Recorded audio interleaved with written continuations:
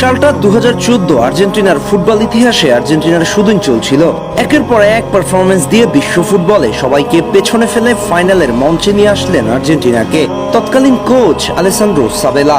তবে ফাইনালে এসে একদম শেষ সময়ে জার্মানের কাছে স্বপ্নভঙ্গ হয়ে যায় টিম আর্জেন্টিনার। ছুঁয়ে দেখা হলো না বিশ্বকাপের সোনালী ট্রফি।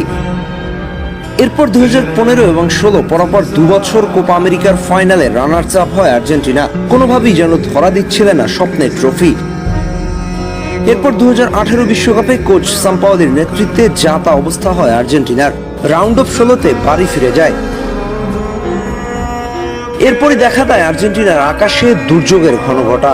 একদিকে কোচ সাম্পাওলির পদত্যাগ, অন্যদিকে মেসি রাগে ক্ষোভে অবসরের ঘোষণা দিলেন। সব মিলিয়ে বাজে একটা অবস্থার মধ্যে দিয়ে যেতে শুরু করে টিম আর্জেন্টিনা।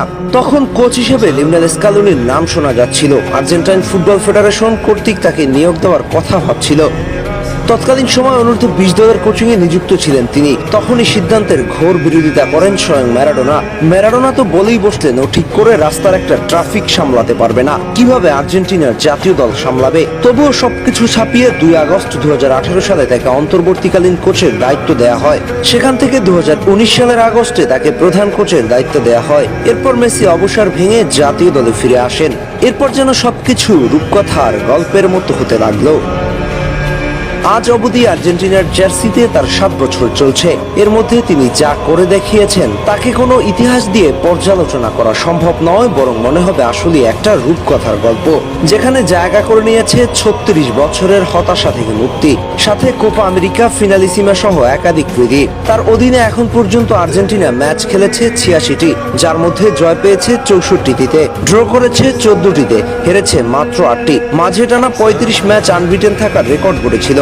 তার অধীনে এখন পর্যন্ত 4টি মেজর ট্রফি জিতেছে আর্জেন্টিনা। শুরুটা হয়েছিল 2021 কোপা আমেরিকা দিয়ে, এরপর 2022 সালে ফিনালিসিমা জয়, ওই একই বছর বিশ্বকাপ ট্রফি জয়, সবশেষ 2024 কোপা জয়। আর্জেন্টিনার ইতিহাসে একজন সফল কোচ তিনি।